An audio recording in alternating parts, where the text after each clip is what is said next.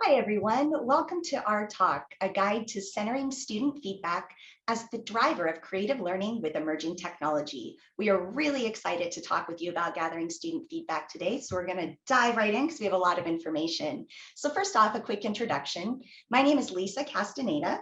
I am the co-founder and CEO of Foundry 10, which is the organization that's presenting this research today. I'm here with my two colleagues, Sam Binman, who is a senior researcher at Foundry 10, as well as our director of research, and Riddhi Devanji, who is an associate researcher here. So just really quickly, who is Foundry 10? On this next slide here, we can see that Foundry 10 is actually an educational research organization. We have a philanthropic focus, so everything we do is free to schools and free to the organizations we work with. You can see some photographs here of some of the different areas in which we work. But our big thing is that we want to expand ideas about how people learn and create direct value for youth. And emerging technologies are a really interesting way to do that. Please check out our website if you have a chance, because you'll be able to see some of our research, our programs, and our philanthropic work. So let's talk a little bit about where we're going to be going today. We're talking about emerging technologies. So that could be anything from like virtual reality to augmented reality, all the way down to just, advanced things you might be using in software in your classroom settings. We know that this type of technology is really pitched by manufacturers to educators. And our own research, as well as many other pieces of research, has shown that it can be engaging with interesting applications for our students. However, it's really important to remember that these are all still technological tools, and we really need to have a thoughtful approach when bringing them in. Our students themselves are a super important source of feedback and input on this technology. And sometimes we accidentally overlook their feedback and input, which is actually a mistake on our part because what they have to say is really important. Today, we're going to be focusing on gathering and responding to student input. So I want to give a few slides here just to help set the tone for why this is all important. So moving on. This is a more timely topic than ever. Unless you've been living under a rock, the metaverse is all over the place. Everyone's talking about the implications of it, whether or not it's bad, whether or not it's going to be useful, and how it's going to impact students, parents, and educators. Additionally, we have the whole impact of the pandemic itself and how that has changed fundamentally how we're thinking about educational technology in school settings and how our students interact with it. So as these things are coming together amidst everything else that's happening in our world, we need to continue to ensure that value is actually created for our learners with the technology we're bringing in, not just through our assessments, but through conversation and engaging with our students and gathering their feedback. Moving on to the next slide. We also know that technology itself comes at a cost. Whether or not that's an actual monetary cost, whether or not it's a time investment cost, finding the right content, taking time to think about how it's going to be incorporated into the curriculum. Research shows us that there's all sorts of neat examples of how teachers are innovating and bringing technology in.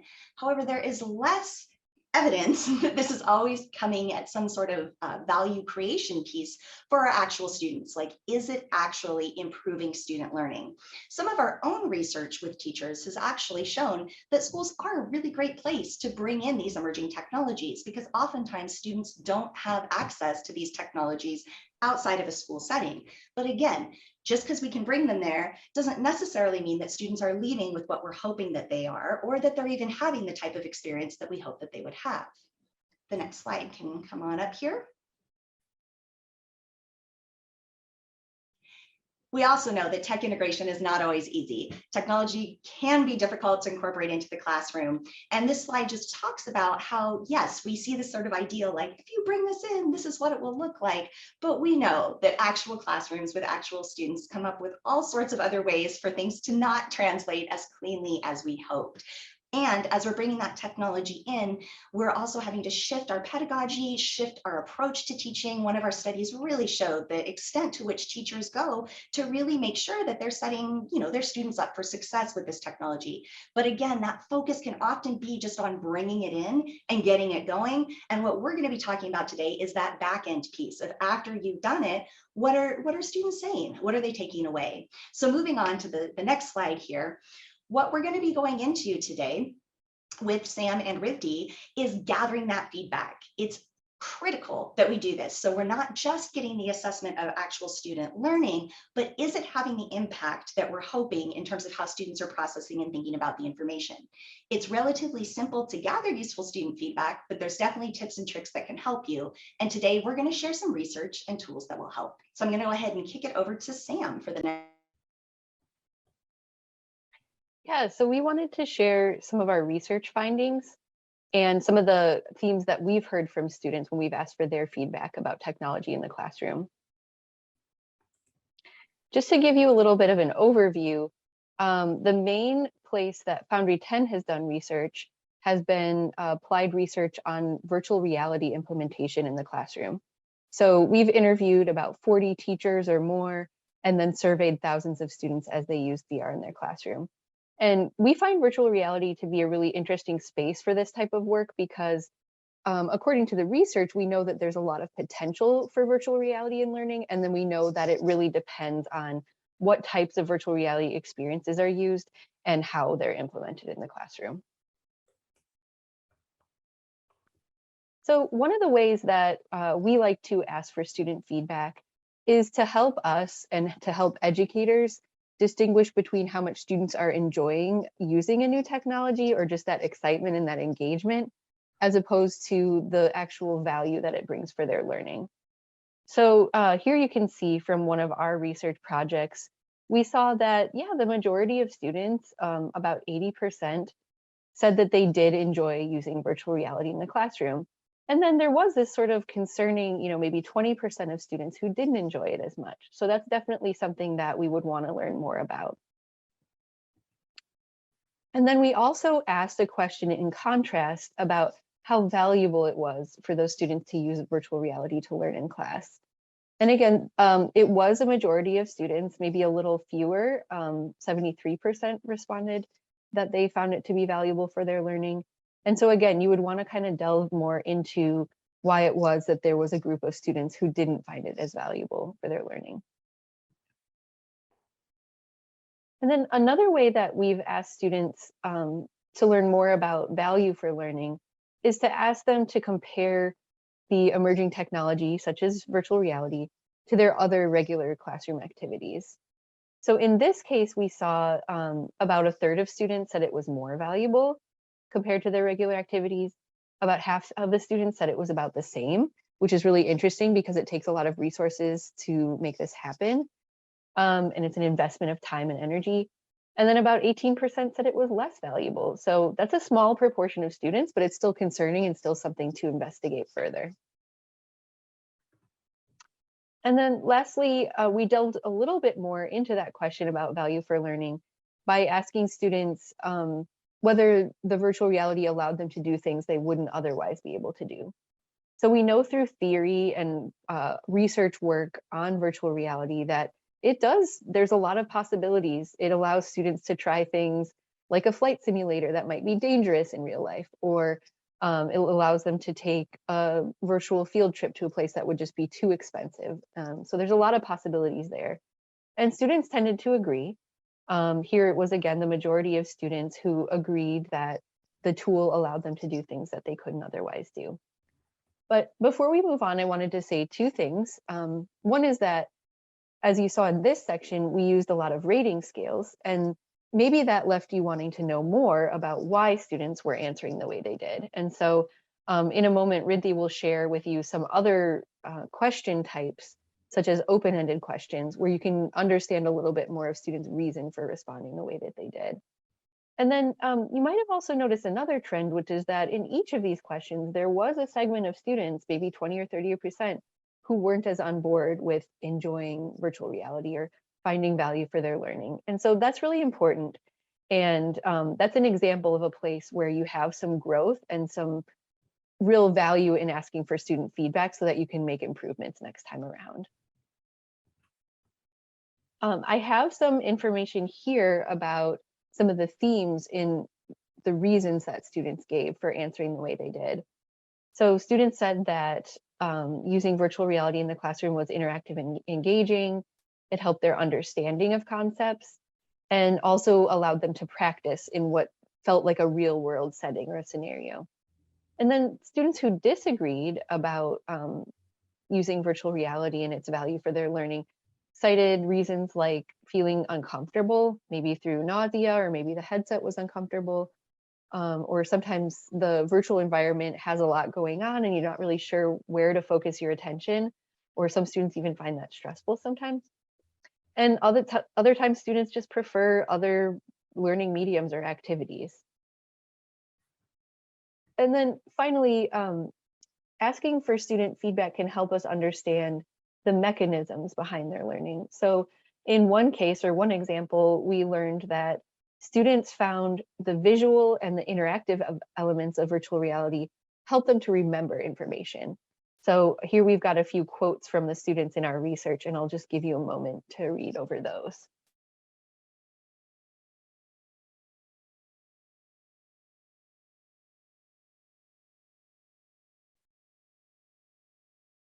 Okay, we can move on to Ridley's section. Lisa was able to provide some context and additional research into why it's important to collect student feedback when we're implementing newer and emerging technologies into the classroom.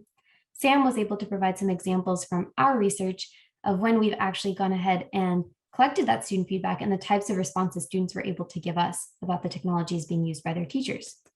From all of that work, we've been able to compile a guide for other educators who are interested in assessing the value of the educational technologies that they're bringing to the classroom using student feedback. And we hope to share that as a resource with all of you today here at CLS.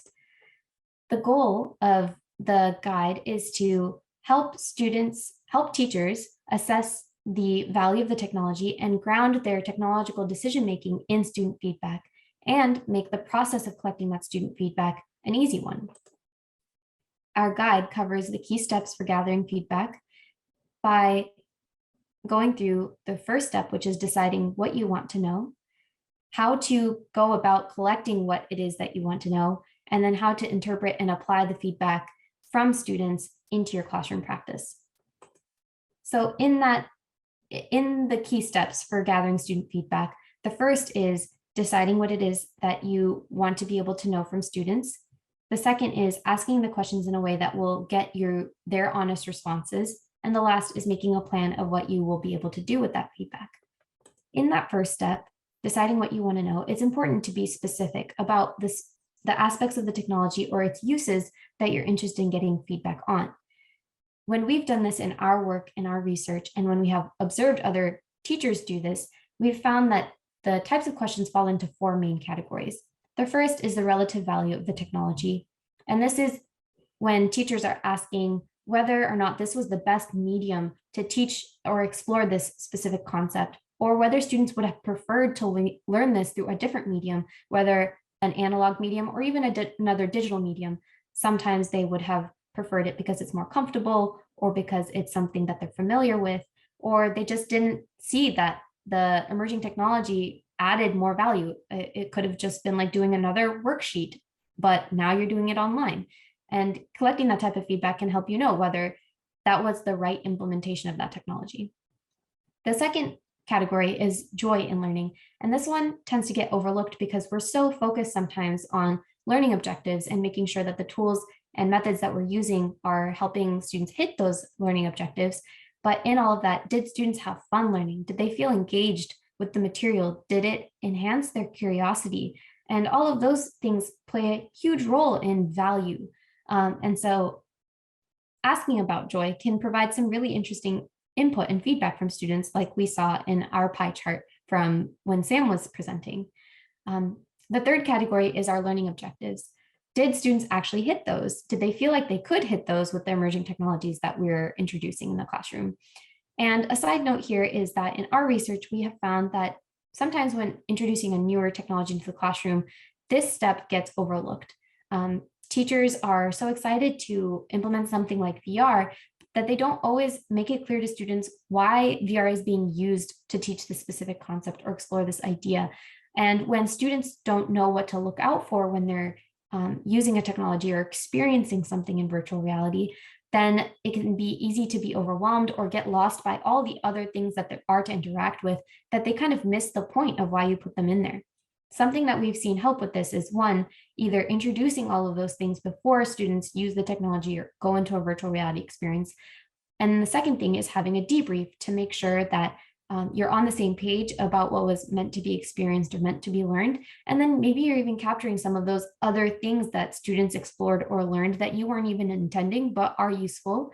And I guess the byproduct of that is also seeing that things that maybe they interacted with or explored that were just kind of a waste of time, didn't really add value to their learning, but maybe added fun. Just a set of questions to help understand that would be helpful for educators. And the final one is the improvements. What could have been done differently, either with the way the lesson was presented or the way the technology was used in that lesson, that could have led to a better learning experience. And when we have asked these type of questions, we've gotten some really honest and interesting feedback from students, even though it seems like a very broad and general category of feedback. It has provided for good, honest feedback from students, which has been helpful in our practice as researchers. Finally, it's interesting to think about the different methods for gathering this feedback, because we're not trying to add an additional task to either teachers' lists or students' lists. In our research, we've seen teachers approach gathering feedback by setting aside a specific amount of time to get feedback from their students, or by adding it onto a unit exam or homework, something that students are already doing.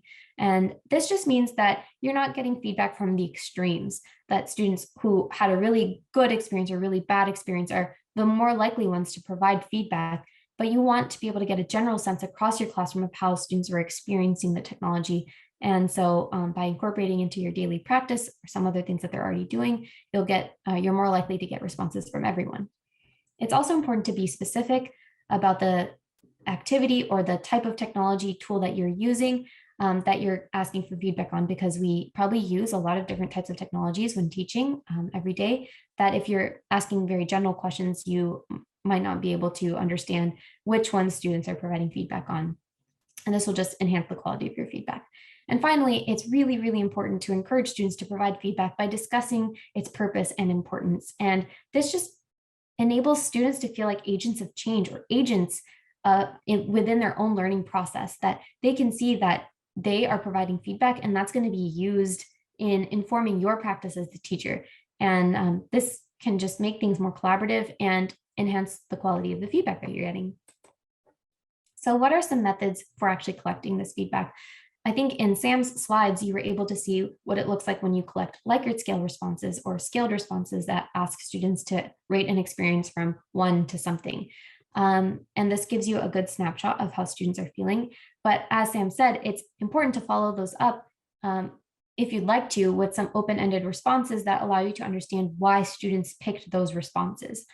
Along with these two, there's also group discussions, which allow you to just gauge, do a quick temperature check of how your students are feeling. And then multiple choice responses are a little bit more forced in terms of the way they collect feedback. But if there are specific main ideas that you're hoping to target, these can be a really effective way of just getting those quick responses and ideas from your students. Then comes the step of actually interpreting all of that feedback that you've collected from your students. The more restricted and formatted types of response types will allow you to tally the different types of responses, like, for example, the Likert scale or multiple choice, and come to an average to be able to understand the average sentiment in your class. And that's really important. But as we saw in our pie charts, that the average is very informative, but it's really important to check out the outliers, because we did have a number of them. We had about 20% of outliers if you went through all of the scales. And they can provide you with a much more nuanced understanding of what's going on in your classroom and how students are feeling. That can be the same for the interpreting the open-ended responses, which once again, you can look at general themes and categorize different responses to get kind of an average sentiment of your students. But once again, it's important to look out for those salient examples or salient responses that students are providing. And we get that in our research all the time. Some of the quotes that we put on our slides came from the more salient responses. Didn't necessarily mean that everyone felt that way, but 1 or 2 students felt that way, and it informed our practice as researchers. So we included it. Having a rubric ready to note down or tally the different comments is something that we've seen teachers do when they're collecting feedback on the fly from their students, and that's been a really helpful tool for them. Finally, once you have collected and done this type of analysis on the feedback that students have given you, it's really important to share it back with them. Maybe interpret those sentiments with them. And all of this, once again, is just part of making them feel like agents within their own classroom and helping you inform you and all of you in your uses of technology in the classroom. And overall, the goal is to just help collect that feedback and help it inform your practice in the future. If you're interested in learning more about our research on this, the different things that teachers have shared with us, or the different ways other teachers have gone about collecting feedback from their students, you can check out our other publications and white papers on our website, as well as our Medium blog. And we're also very active on social media. So thank you for coming to our talk.